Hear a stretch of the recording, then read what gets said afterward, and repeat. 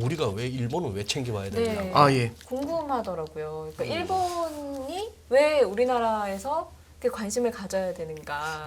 미국은 형님 나라니까. 아, 그러니까. 아니, 뭐, 네, 형님 이제 나라니까 맞죠. 그런데. 예, 예. 아니, 그러니까 뭐 물론 저도 이제 미국을 많이 보고요. 어쩔 수 없이 통화 정책이나 이런 거 볼 때 이제 미국을 많이 보고 일본 같은 경우는 참 그래도 미국보다는 좀 덜 보긴 하는데 그럼에도 불구하고 전 세계 금융시장에 주는 영향이 굉장히 큽니다. 아, 네. 일본은 전 세계에서 1위의 순대외 채권국이거든요. 지금 채권이 8조 달러가 있고요. 달러로 8조 달러. 일본이? 예. 그리고 채무가 5조 달러가 있습니다. 하하. 그러면은 순채권으로 따지면 순채권국으로 했을 때는 3조 달러가 넘는 수준이거든요. 네. 이게 지금 말씀드린 통계가 2018년도, 19년도 버전입니다. 아. 지금은 요거보다 조금 더 늘어가지고 한 3조 2, 3천억 달러 정도가 아마 저기 순채권국으로 돼 있을 거고요. 참고로 우리나라 같은 경우가 4천억 달러 정도가 우리나라도 순채권국이에요. 옛날하고 많이 바뀌었거든요. 네. 근데 여기서 이제 이 순채권국이라는 얘기 의미는 사실상 일본에 있는 투자자들이 일본의 투자자들이 해외 투자를 많이 해놨다는 얘기겠죠. 그러면 여기서 어떤 문제가 발생하게 되냐면 만약에 글로벌 금융시장이 흔들리거나 아니면 일본 내 무언가 조건이 바뀌거나 그럼 해외 투자했던 거를 되감을 수가 있는 거죠. 네. 되감는다는 게 뭐냐면 해외 투자할 땐 이렇게 나갈 겁니다. 제가 일본 투자자라면 엔화를 빌려가지고 엔화를 팔고 달러를 사서 해외에 투자를 했겠죠. 네. 그럼 이제 여기서 이제 어떤 일이 벌어지는 거냐면 엔화를 팔고 달러를 사니까 엔화는 약세고 달러는 강세를 보일 거지 않습니까? 그래서 글로벌 엔화가 약세를 보이는 경향이 높아요. 그리고 이 돈이 해외에 있는 자산에 밀려 들어가겠죠. 이런 건 이제 어려운 말로 N을 들어가지고 거래를 한다고 해서 N 캐리 트레이드다 이제 이런 표현을 써요. 근데 이제 문제가 뭐냐면 문제가 해외 글로벌 시장이 흔들리잖아요. 그러면 이쪽에 있는 투자자들이 깜짝 놀라겠죠. 그러면 갖고 돌아올까? 라고 해가지고 요 자금들이 돌아오게 되는데 네. 돌아오는 과정이 그 자산을 매각하고 그렇게 받은 달러를 팔고 엔화를 사서 돌아옵니다. 그럼 달러는 약세를 보고 그렇죠. 주식이든 부동산이든 어쨌거나 그렇죠. 어떤 처분을 자산이든 하고. 예, 그렇죠. 그러면은 엔화가 또 초강세를 보일 때가 있거든요. 네. 그래서 최근에는 약간 그 의미가 무색해지기도 했지만 네. 안전자산 엔화라는 얘기가 나와요. 그래서 단순히 우리나라하고의 어떤 교역관계 이런 것들도 당연히 뿌리 깊게 연관을 갖고 있지만 네. 일본이 글로벌 순채권국으로서 엔화가 갖고 있는 위상이라는 표현을 써야 될까요? 그게 굉장히 커요. 그리고 이게 한동안 그 지금 말씀드렸던 엔캐리 트레이드란 말이 한동안 증발을 했었는데 네. 사실 이 단어가 뭐 이진우 소장님께서는 예전에 워낙에 이게 트라우마처럼 많이 기억을 하실 거예요. 진짜 엔캐리 트레이드가 옛날에는 되게 이슈가 많았거든요. 근데 저도 기사에서 요새는 못 네, 봤던 거의 단어인 많이 것 안 나옵니다. 같아요. 네. 근데 이제 2005년대 중반에는 자주 회자가 됐었고요. 2011년, 12년에 한번 회자가 됐었는데 이게 이제 잠깐만 좀 생각을 해보면 이런 거죠. 일본은 금리가 옛날부터 쌌어요. 네. 그럼 저렴한 금리의 돈을 빌려가지고 높은 금리의 국가에 투자를 합니다. 그러면 금리 차를 먹겠죠. 일본에서 낮은 금리 뭐 0%에 빌려가지고 호주에 뭐 5%, 6% 이렇게 투자하는 거죠. 네, 네. 그럼 이제 금리 차를 먹겠죠. 또 하나는 엔화를 빌려가지고 엔화를 팔고 다른 나라 통화를 사니까 엔화는 약세고 다른 나라 통화가 강세잖아요. 그렇죠. 그럼 제가 판 엔화는 약세를 보이고 제가 산 통화는 강세를 보이게 네. 되니까 제가 산 게 오른 게 좋잖아요. 그렇죠. 그러면 금리 차도 먹지만 환차익도 먹어요. 아. 이 두 개를 동시에 먹습니다. 아니 뭐 어마어마하진 않고요. 약간이라도 네, 있으면 네, 그게 네. 이제 이동하는 겁니다. 근데 이제 문제가 뭐냐면 여기서 이제 이런 변수가 생기는 거죠. 예를 들어 일본이 금리를 올리거나, 그죠? 일본이 금리를 올리게 되면은 이 차익이 줄어들게 되겠죠. 그러면 더 많은 자금이 나가려다가 이제 안 나가요. 에이 먹을 거 없다 이러면서. 그럼 어떻게 되냐면 이미 나갔던 투자라는 거는 내가 산 걸 뒤에서 누군가 더 사줘야 되잖아요. 네.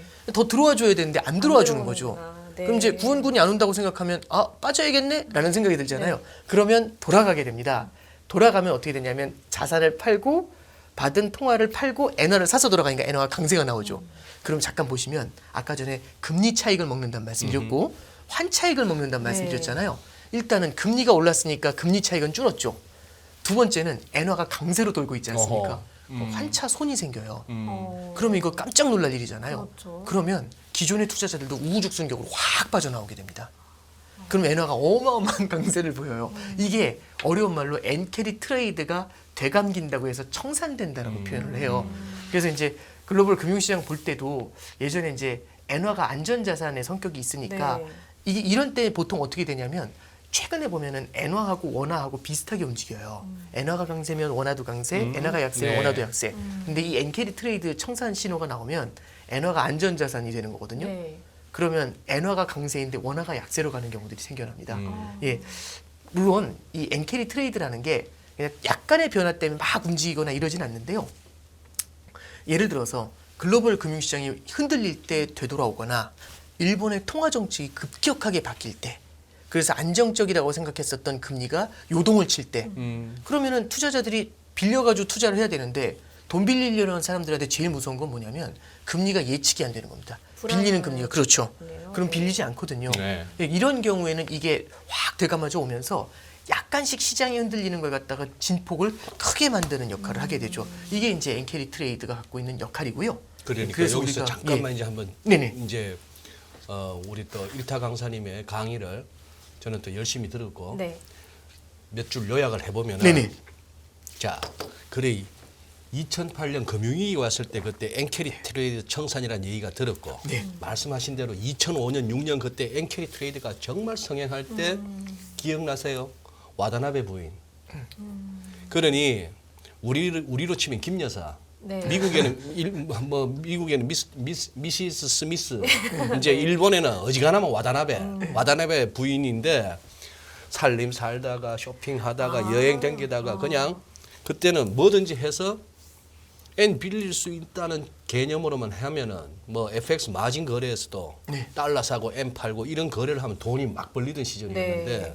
그러다가 금융위기가 터지니 네, 그렇죠. 말씀하신 대로 전 세계에 있던 일본 사람들의 자산이 부동산도 처분, 주식도 처분하고 다시 막 일본으로 들어오느라고 금융위기 터졌을 때 우리가 그때 금융위기 터졌을 때 900원 하던 놈이 저기 1600원 막 가고 이랬을 때 전 세계 환율이 전부 막 뛰면서 달러 없어 절절 매는데 그때 M만 강해졌단 말이죠. 네, 그죠? 달러보다 강했죠. 그때. 그래서 네. 이제 우리나라 돈으로 한 700, 그러니까 100엔에 한 700원 정도 했거든요. 네. 그게 최저로 할 땐 720, 710 맞아요. 이랬는데 한 750원 예. 라운드에서 그냥 1600원 갔으니까. 예, 그렇죠. 1500, 1600원 예. 가버리죠. 예, 그러니까 엔화가 엄청 그게 강했죠. 아까 말씀하셨던 뭐냐 하면은 일본이 뭔 짓을 한 게 아니고 세계적으로 뭔가 일이 터지는 바람에 네. 일본 사람들이 아뜨거 해가지고 이제 막 일본으로 다시 돈 갖고 들어오는 상황이어서 엔캐리 청산인데 네.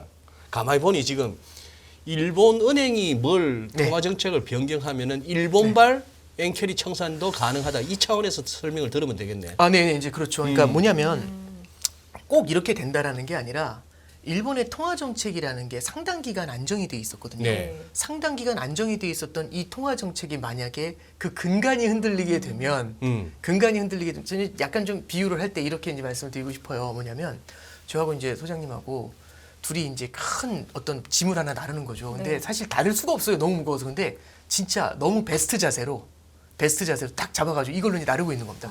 간신히 잡아가지고 나르고 있어요. 간신히. 근데 아 이런 망할 코가 간지러운 거예요.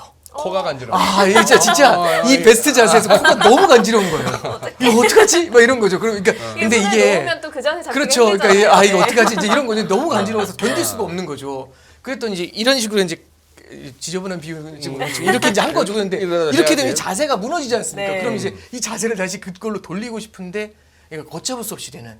예, 사실 뭐 이제 사연이 길긴 한데 네. 2016년도 초에 일본이 마이너스 금리를 도입하면서 굉장히 일본의 통화 정책이 혼란스러웠었어요. 네. 근데 2016년도 9월 달에 미국에서 이제 예전에 연준 의장이었던 버냉키라는 분이 있어요. 네. 그 사람이 일본에 이제 조언을 해준 것 중에 하나가 일드 커브 컨트롤이라는 걸 써라 이런 얘기를 하게 됩니다.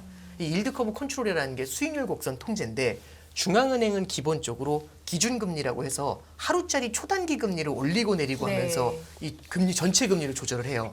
근데 하루짜리 금리뿐만 아니라 10년짜리 금리도 같이 조절하면서 금리 커브 자체를 통제해라. 이제 이런 얘기를 해주게 됩니다. 이렇게 하면서 금융시장이 네. 안정이 됐어요. 그런 다음에 그게 2016년 9월이라고 말씀드리니까 드렸으니까 그게 아직까지 안정이 돼 있었던 거죠. 그런데 작년부터 이게 문제가 생깁니다. 어떤 문제가 생기냐면 일본은 하루짜리 금리를 마이너스 0.1에 세팅을 하고요. 그 다음에 10년짜리 금리를 0%에 세팅을 해놨습니다. 네. 그래서 이 두 개를 놓고서 10년짜리 금리가 0%인데 요 금리의 진폭이 이 0으로 딱 고정시킬 수는 없으니까 진폭을 마이너스 0.25에서 플러스 0.25. 그 마이너스 지울게요. 플러스 0.25 위로는 못 올라가게 0.25에 뚜껑을 덮어놨어요. 이렇게 10년짜리 금리를. 굉장히 그리고 낮. 그렇죠. 굉장히 낮게 한 거죠. 근데 문제는 뭐냐면 전 세계 금리가 다 뛰어 올라가는데 일본만 0.25에서 올라가질 못해요. 그럼 미국 금리 5인데 일본 금리가 마이너스 0, 일본 금리가 0.25잖아요. 그럼 금리 차가 벌어진단 말이죠. 그게 가능한 건가요? 그렇죠. 이제 그게 가능하냐는 게 지금 이제 투자자들이 생각하는 겁니다. 그렇게 버틸 수 맞아. 있겠어? 근데 네. 이악 물고 버텨보는데 문제가 뭐냐면 이 금리 차가 벌어지지 않습니까? 그러면 어쩔 수 없이 엔화보다 달러에 대한 선호도가 굉장히 높아져요. 그렇죠. 그러면 엔화가 엄청난 약세를 보이고 달러가 어마어마한 강세를 보이죠. 엔화가 약세를 보이면 일본의 수입 물가가 높아지게 되거든요. 그럼 일본의 수입 물가가 높아지면 결국에는 일본의 인플레이션 압력이 높아지게 되는 거거든요. 지금 일본의 소비자 물가 지수가 4%까지 올라왔습니다. 물론 어느 이제 정도까지 오는 건가요? 이게 일본이 만성적으로 마이너스 물가다, 뭐 디플레이션이다, 뭐 이런 얘기하고 날이었죠. 이제 예. 뭐 통계 보면은 어쩌다 뭐 0.2, 0.3 이렇게 나오는데 일본이 4.0을 찍은 게 82년 이후에 처음이에요. 그러면 일본이 소비자 물가 지수가 4%까지 올라왔잖아요. 참고로 중국의 소비자 물가 지수가 2%가 안 됩니다. 그러니까 이게 참 독특한 일이잖아요. 우리나라 소비자 물가 지수가 5%거든요. 네. 물론 이제 일본도 이제 에너지 가격이 떨어졌으니까 조금은 좀 안정이 되겠지만 네. 그럼 일본의 물가가 높아졌는데 잠깐 생각해 보는 거죠. 일본은 30년 동안 디플레이션만 봤거든요. 예. 디플레이션 속에 살다가 갑자기 인플레이션이 찾아오면 기분이 묘하겠죠. 그- 그러니까 이게 그럼 어떻게 그러니까 서민 경제가 굉장히 힘들어지는 네. 겁니다. 그러니까 물가가 올라간다는 걸 생각해 본 적이 없었는데, 그러니까 이제 서민 경제가 굉장히 힘들어지다 보니까 일본의 이제 기시다 내각에 대해서 굉장히 큰 불만감들이 표출이 되기 시작을 하게 되는 거죠. 자, 그리고 이게 1번이고, 두 번째는 일본이 금리를 0.25에 딱 맞춰놨는데 5%가 되고 있잖아요. 그랬더니 이거 못 버틴다. 그리고 인플레이션 압력 때문에 어쩔 수 없이 0.25에서 이거 상단을 조절할 수밖에 없다. 이제 그런 기대가 생기니까 이 헤지 펀드들이 어떤 짓을 하냐면 요 0.25 상단에 배팅을 하기 시작해요. 이게 뚫릴 거라고. 이거 배팅을 하면 어떻게 되냐면 0.25에 딱 막아야 되는데 네. 계속해서 금리가 10년짜리 금리가 일본 10년짜리 금리가 0.29, 0.30 이렇게 올라와요. 막 톡톡톡톡 튀어 올라오거든요. 두더지처럼. 그럼 이거 때려 잡아야 될 거 아닙니까? 그러면은 금리 뛰는 걸 때려 잡으려면 일본 중앙은행이 국채를 사가지고 여기다 돈을 집어넣어서 눌러버리는 수밖에 없어요. 그래서 튀어오를 때마다 국채 사서 돈 누르고 국채 사서 눌러버리고 국채 사서 눌러버리고 이렇게 해야 되거든요. 이제 가격을 그렇죠. 갖다가 끌어올려 가지고 그렇죠. 금리를 찍어 눌러야 금리 되겠죠. 수익률을 딱 돈을 떨어뜨리는 넣어가지고 거지. 찍어 눌러버릴 수밖에 없거든요. 정부가 개입을 하는 그렇죠. 이제 중앙은행이 개입을 하는 거죠. 그러니까 중앙은행이 인위적으로 개입을 해서 막 하는데 이게 우후죽순으로 올라오니까 답이 없는 거예요. 그래서 막 사들였더니 일본 중앙은행이 국채를 너무 많이 사고 있는 겁니다. 지금 너무 많이 지금 사니까 현 상황이 그런 첫 거예요? 번째는 일본 중앙은행이 일본 국채 전체의 50%를 샀어요. 고래죠. 호수 속에 고래가 들어가 있죠. 근데 고래가 한 마리 있으면 그러니까 한번 우리가 주식 투자자라고 할 때 갑자기 정부가 나서서 특정 종목을 갖고 있는데 정부가 나서서 그 종목을 막 사들이기 시작해요. 샀다 팔았다 하면 고래가 있으면은 이 개미들이 덤빌 수가 없지 않습니까? 그러니까 다른 투자 기관들이 금융시장에서 가격이라는 게 사라져요. 금융시장에서 제대로 된 시장 발견 기능이 사라져요. 그래서 이제 정리해드리면 지금 이 상황을 유지하게 되면 인플레이션으로 맞는 것도 있지만 일본 국채의 상당 부분을 중앙은행이 갖고 있고 세 번째는 시장 기능이 마비가 돼버리는 문제가 생기는 네. 거잖아요. 이 세 가지가 문제가 됩니다. 그래서 일본 중앙은행에서 원래는 먼저 했었어야 되는데 지난해 12월 20일 날 깜짝 0.25에 막아놨던 이 뚜껑을 0.5로 살포시 다시 고쳐 덮어요. 그랬더니 이제 깜짝 놀래. 와, 금리 올렸다. 이 상단 올렸구나. 네. 이런 거죠. 못 견뎠구나. 네. 근데 이게 그러면 이제 이 0.5로 딱 올리게 되면 여기서 이제 안정이 되면 되는데 이게 저기 한님 달림에 나오는 호랑이하고 되게 비슷한 것 같아요. 고개 넘으면 떡 하나 주면 안 잡아먹지. 안 잡아먹지. 그 다음 고개 가면 또 상단 올릴 때마다 떡 하나 주면 등장하잖아요. 그러니까 뭐라고 하냐면 0.5로 딱 올려놨잖아요. 그랬더니 이제 시장에서 생각하는 게 이거 다 먹구나. 이거 다 먹구나. 못 버티는구나. 왜냐하면 미국은 5%에 붙어 있으니까. 너무 그렇죠. 차이가 같아요. 크니까. 네. 그러니까 어떻게 하냐면 0.5에다 캡을 씌워놨잖아요. 이 위로 또 탁탁 튀어오르기 시작해요. 0.5, 0.6 이렇게 막 튀어오르기 시작을 해요. 난리가 나는 거죠. 그랬더니 이제 마찬가지로 또 와가지고 때려 눌러야 되지 않습니까? 그래서 막 10년짜리 국채 막 사면서 때려 누르는데 이것도 답이 없어요. 그러면 우리가 바라볼 때 첫째, 인플레이션 압력. 둘째, 중앙은행이 너무 많이 사야 돼. 세 번째는 금융시장이 마비가 돼. 세 가지 똑같지 않습니까? 0.25에서 올릴 때나 0.5에서 올릴 때나. 그럼 이제 일본 중앙은행이 이걸 올릴 수밖에 없다라고 생각을 하는데 일본 중앙은행 입장을 한번 들어보면 0.75로 올렸다 치죠. 그럼 또 다음 고개에서 호랑이를 또 만나지 않을까요? 1%까지 가라앉죠. 한번 그렇죠. 더 올려주면 안 되나? 네, 그래서 그렇죠.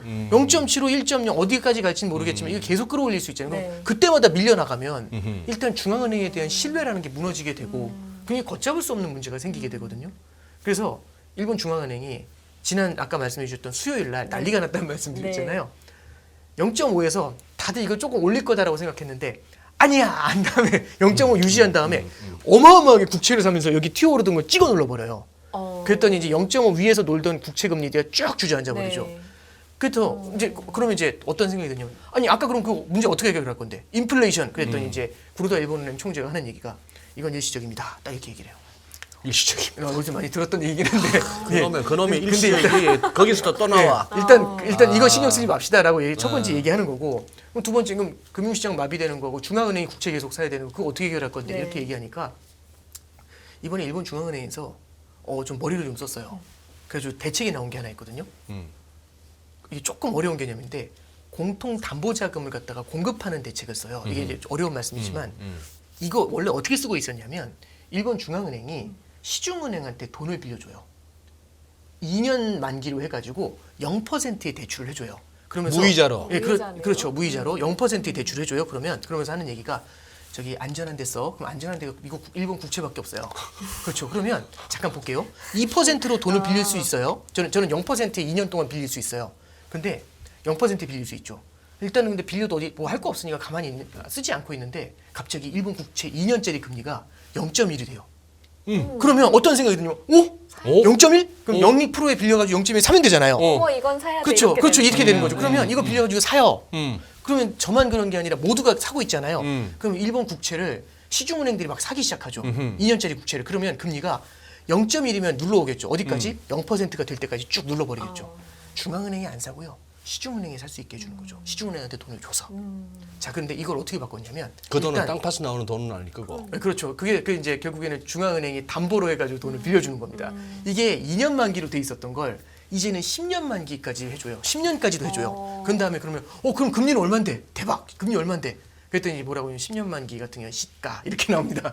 시가. 그러니까 뭐냐면 실세 금리하고 연동을 시키겠다라는 얘기인데 이게 무슨 얘기냐면요. 실세 금리하고 연동시킨다는 게 일본 중앙은행이 어느 정도 레벨에서 맞출지 모르겠지만 예를 들어서 10년짜리 금리가 아까 0.5 위로 올라가는 게 싫은 거잖아요. 그러면 예를 들어서 0.48에 빌려줄게 하는 거죠. 아하. 딱 찍어버리는 겁니다. 그러면 이제 뭐 예. 더 이상 0.48 위로 못 위로 가는. 올라가면 시중은행에 사버리는 거죠. 중앙은행이 안 찍어 누르고 시중은행에 사게 해버리는 거죠.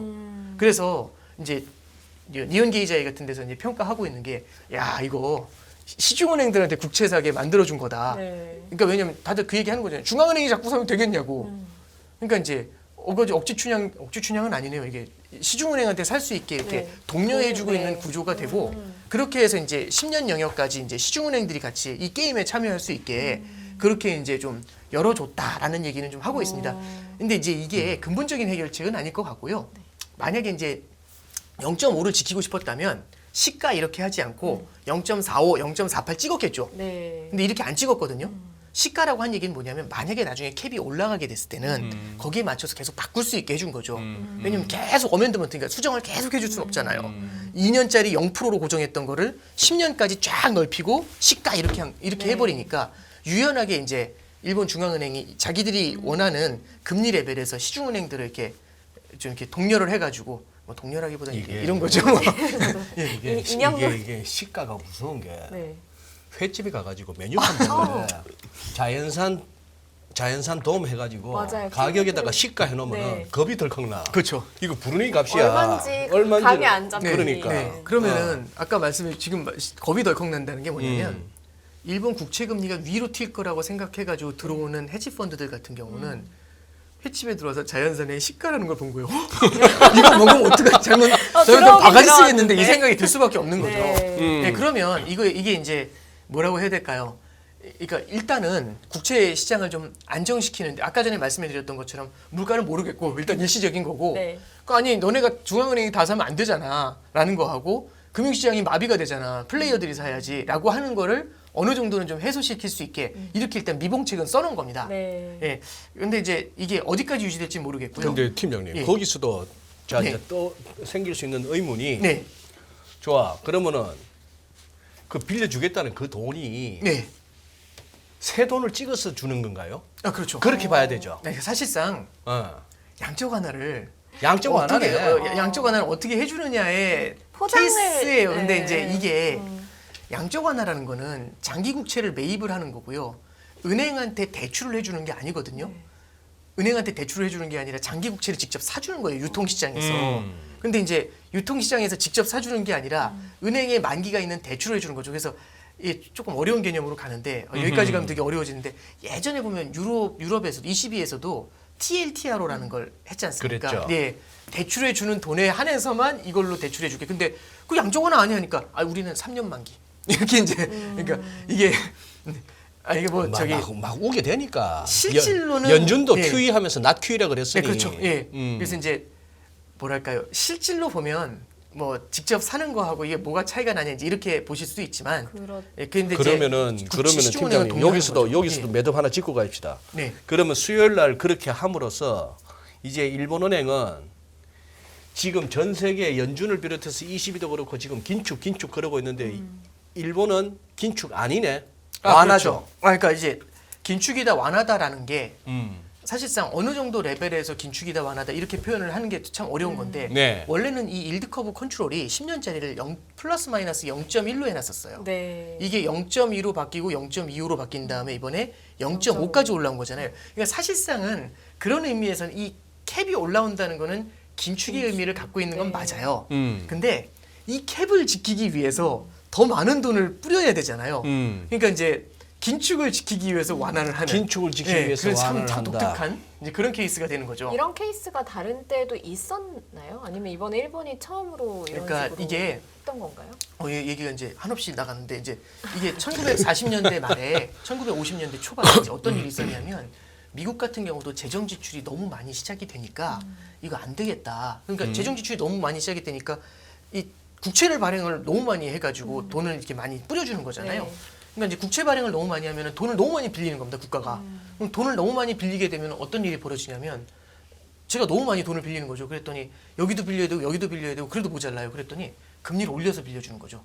그래? 나한테 또 빌리려고? 그러면 이번에 금리 0.5 올릴게. 이제 이런 식으로 되는 거죠. 그럼 국채 금리가 막 올라가요. 근데 2차 대전 한국 전쟁 이후에 미국 같은 경우도 경제가 약한데 이게 국채 발행해서 경기 부양하고 있는데 금리가 올라가 버리면 효과가 떨어지는 거잖아요. 그래서 그때 당시에 뭘 하게 되냐면은 미국 국채 금리가 일정 수준 위로 올라오지 못하게 눌러주는 이때도 일드 커브 컨트롤이라는 걸 썼었어요. 예, 그래서 이제 그때는 일드 커브 컨트롤이라고 안 하고 일드 캡이라고 했죠. 예, 금리가 올라오는 걸 막는. 그리고 실제 저희 코로나 때 미국에서도 이런 걸 쓸 수 있다라는 얘기가 회자는 됐었는데 실제로 들어가진 않았습니다. 일드 커브 컨트롤은 이제 일본에서 고정금리라고 얘기하면 그것도 좀 이상하고 그냥 그 정도로만 봐주시면 될 것 같습니다. 네. 네. 그래요. 지금 그리고 네. 이제 오 팀장님 그때 BOJ 나왔을 때 128.4050 그랬어요. 네. 그러다가 딱 나오니까 네. 이제 진짜 빛의 속도로 움직이니까 시장이 네. 지금 그 설명하셨던 그걸 갖다가 시장은 단숨에 알아듣고 네. 바로 팍 해갖고 네. 달러 팔고 엔 샀던 선수들이 화들짝 감으면서 네, 이게 감아버렸죠. 순식간에 131.57을 가요. 네네네. 환율이 1시간 만에 2.5% 뛰어버린 거예요. 네네. 사고죠. 네. 달러 숏앤롱 쳤던 선수들 그렇죠. 다 죽은 거지. 네. 근데 그러고 나서 또 한 2시간 만에 또 127.60으로 아, 네. 또 BOJ 전으로 또 내려와서 엔이 또 강해져요. 아, 네네. 강해졌다가 이렇게 뭐 어떡할까 하더니 지금 저 슬금슬금 129.5060까지 오는데 네네. 지금까지의 설명으로 봐서는 도저히 엔이 강해질 수 없을 것 같은데. 아, 그러니까 네. 제가 봤을 때는요. 네. 결국 이제 일본은행이 이렇게 동요를 한다고 완전히 해결될 수 있는 문제는 아니고 같고요. 아니다. 결국에는 근본이 해소가 돼야 돼요. 근본이 근데 이게 시간을 끌 수는 있습니다. 이거는 팩트인 시간. 것 같아요. 시간을 끌 수는 있는데 그러면 시간을 끈다는 게 뭐냐? 뭐 두 가지 포인트를 볼 수가 있죠. 첫 번째는 지금 이제 일본의 구로다 총재가 있지 않습니까? 네. 구로다 총재가 아마 4월 8일인가요? 그때 이제 임기가 그렇죠. 만료가 되는 예, 걸로 나와요. 그럼 그 이후에 이제 바뀌시는 분이 무언가 조절을 할 수 네. 있다라는 그 통화 정책 변경에 대한 기대가 그때 좀 강하게 나타나고 있는 것 같고요. 두 번째는 일본이 금리를 올리는 게 되게 부담스러운 거잖아요. 그러니까 이 상태에서 자세 바꿔야 되는 거잖아요. 코가 간지러워. 그렇죠. 그럼 이 금리를 올리는 게 너무 무서운 거예요. 너무 예. 대안정기가 있었는데 네. 이거 뒤집어 엎었다가 뭔 일이 일어날까? 그러면 일본이 금리를 안 올리더라도 해결될 수 있는 방법은 미국이 금리를 내리면 돼요.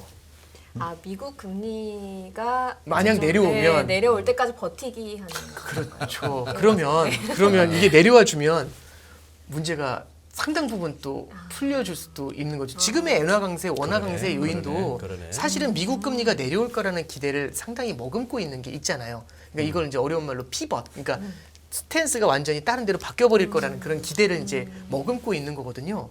그래서 이제 시간을 끈다라는 말씀을 드렸는데 결국에는 일본 중앙은행이 여러 가지 비난에 대해서 하나하나 다 좀 봉합을 시키면서 쉿 이러면서 결국에는 이제 약간은 좀 시간을 끌어가려는 모습들을 보이는 거죠. 아까 말씀해 주셨던 것처럼 구로다 총재가 지금의 인플레이션은 일시적이야. 라는 얘기가 팩트일지 아닌지는 우리도 이제 고민을 좀 해봐야 되는 거고 한 가지 확실한 건 이런 건 있습니다. 이제 에너지 가격도 내려왔고 일본 엔화도 150엔에서 지금 129엔, 8엔 이렇게 내려왔잖아요. 그러니까요. 근데 엔화가 강세가 되면 수입 물가가 조금은 안정되는 효과는 나타날 네. 거예요. 근데 이제 일본 같은 경우도 사실 과거에 있는 그 레벨로 과연 지금 4%가 물론 조금은 주춤해지겠지만 그렇게까지 다 돌아갈 수 있겠는가? 여기에 대한 퀘스천 마크가 첫 번째는 좀 생길 수가 있겠죠. 그러면 이제 일본이 이제 어떤 걸 고민할 수 있게 되냐면 인플레이션이 문제가 아니라 인플레이션이 오랫동안 지속될 거라는 이른바 기대 인플레이션이 고착화되는 문제가 생길 수가 있어요. 예. 그럼 사람들의 마음속에 물가는 오르는 거야, 오르는 거야, 오르는 거야 이런 생각이 들 수 있거든요. 예. 근데 물가는 오르는 거야라는 기대감을 갖고 있을 때 이런 일이 벌어질 수 있습니다. 예를 들어서 노동시장이 뜨거워요, 미국처럼. 미국이 제일 두려워하는 게 이런 건데 노동시장이 뜨거운데 물가가 오르고 있어요. 그러면 이 물가가 오른다는 걸 모두가 기대한다는 얘기는 예를 들어서 이제 사장님, 제가 이제 뭐 부하 직원, 근데 저기 물가 오르잖아요. 이런 얘기하는 거죠. 맞아. 근데 이제 제가 얘기하는 거죠. 임금도 그만큼 올려주셔야죠. 근데 보니까 노동시장이 뜨거워서 저 말고 대체자를 구하기 쉽지 않아요. 그러면은 울며 겨자 먹죠. 아니 본인도 동의하시고 저도 동의하면 올리자. 근데 임금이 올라가면 임금은 한 번 올라가면 잘 내려오질 않아요. 그렇죠. 그렇죠. 네. 그럼 임금이 올라가잖아요. 그럼 감당이 안 되실 거지 않습니까? 네. 그럼 임금이 오른 만큼을 제품 가격에 반영하겠죠. 그러면은 제품 가격이 올라가겠죠. 그럼 제가 또 오늘도 한번 다시 뵙자고 하죠. 왜? 그랬더니 물가가 올랐어요. 딱 이러는 거죠. 사장님 힘들어. 그러면 이게 임금 물가 사장님 상승의 힘들어. 악순환으로 오죠. 그러니까 사장님 힘든 게 아니라 사실상 근로자 그러네요. 입장에서도 네. 똑같은 거죠. 왜냐하면은 물가가 올랐는 임금이 올라도 물가가 그만큼 오르게 되면은 어려운 말로 실질 임금이 올라가지가 않은 거지 않습니까? 이런 것들은 상당히 좀 그러니까 모두한테 어려운 상황이 될 수가 있죠. 모두가 힘들어지네요. 특히 미국 네. 같은 경우가 지금 고용 시장이 굉장히 타이트하거든요. 이런 상황에서 긴축 정책을 철회한다라는 게 굉장히 불안할 수밖에 없는 요인이고 일본 같은 경우도 만약에 물가가 높은 수준으로 오랫동안 유지가 되면 기대 인플레이션이 만들어져요. 그러면은 저금리를 계속 유지하기가 쉽지가 않을 수 있습니다. 이렇게 되면은 일본은 국가 부채가 많아요. 네. 국가 부채가 많은 상태에서 금리가 올라가죠. 그러면 그렇지 않아도 일본이 이자 비용으로 나가는 돈이 많거든요. 근데 더 많아지게 되면은 연간으로 다 이게 그 버짓이라고 하죠. 그 뭐죠? 예산을 받아놓은 상태에서 이자로 나가는 돈이 너무 크면 다른 복지라든지 투자 지출 같은 걸 할 수가 없죠. 이런 것들은 일본 경제의 중장기적인 성장을 좀먹게 만들 수가 있습니다. 그렇기 때문에 일본도 지금 이 인플레이션이 하나의 고질병처럼 자리하는 것에 대해서는 굉장한 경계감을 보이게 되지 않을까 그런 생각이 들고요. 그런 변경이 만약 잘못됐을 땐 그러면 안 되겠지만 만약 잘못됐을 땐 앞서 말씀드렸던 것처럼 엔캐리 트레이드를 자극할 수 있는 그런 두려움도 존재할 수 있다. 네. 이런 것들을 좀 같이 염두에 두고 보시면 좋겠다. 이렇게 말씀드립니다. 벌써 려원 씨 일본 얘기 들으니까 약간 벌써 이제 헷갈리기 시작하니 그거죠. 아까 순채권국이라고 네, 앞서 거의 제일 3조 처음에. 3조 몇천억 달러에 네. 달하는 받을 게 더 많다는 네. 거예요. 줄 거보다. 그런데 또 국가 부채는 또 디립다 많아요. 네. 이 좀 약간 막 그거 하긴 한데 그러면은 네. 연준으로 넘어가기 전에 네. 그러면 일단 엔화가 앞으로 어떨 것 같다에 아, 대한 네네. 판단은 보류? 조금 이제 보류하는 게 맞을 것 같고요. 아마 이제 단기적으로는 현 상황에서 좀 그러니까 너무 강세로 가는 것에 대해서도 좀 부담을 느끼게 되는 것 같아요. 예. 그리고 이제 한 가지 좀 제가 뭐 환율 전망보다도 네. 요 말씀은 좀 드려볼 수가 있을 예. 것 같은데요. 안전자산 엔화의 굴욕이라는 말이 지난해 되게 많이 나왔어요. 예. 시장이 흔들릴 때도 엔화가 약세를 보였거든요. 보통 시장이 흔들리면 엔화가 강세를 보여야 되는데, 근데 너무 타이트한 일드 커브 컨트롤, 바꾸지 않은 네. 그게 안전자산으로서의 성격을 죽였을 수가 있어요. 어. 근데 이제 얘가 막 요동을 치기 시작하잖아요. 안전자산 N의 귀환, 예, 이런 것들을 우리가 염두에 두고 볼 수가 있어요. 만약 그렇게 되면 앞서 이런 것들은 어떻게 알 수가 있냐면 엔화가 강세인데 원화가 약세로 가는 경우가 생길 수 네. 있죠. 그래서 지난 1년 내내는 엔화하고 원화하고 같이 움직였어요. 근데 참고로 말씀드리면 12월 말에 한 번이 반대로 움직인 적이 있습니다. 네. 엔화가 강세로 가고 시장 망가지면서 이제 엔화가 강세로 가고 시장 흔들리면서 원화가 약세를 네. 보였던 이런 날이 한 이틀 정도 나타난 적이 있어요. 그래서 이제 이런 것들이 좀 시그널이 될 것 같고, 그래서 저는 올해 뭐 2023년도를 쭉 볼 때 작년에는 보지 못했었던 변수 중에 하나로 일본 엔화를 좀 한번 같이 보면 어떻겠나, 예, 그런 말씀 정도 드립니다. 전례 없는 금리 인상이죠. 환율 너무 어려워요. 결론만 알려주세요. 당신은 외환 모태솔로입니다. 환율 그동안 너무 어려우셨죠? 이제는 쉽다 말할 수 있을 거예요. 오늘부터 환율과 썸 타시겠습니까?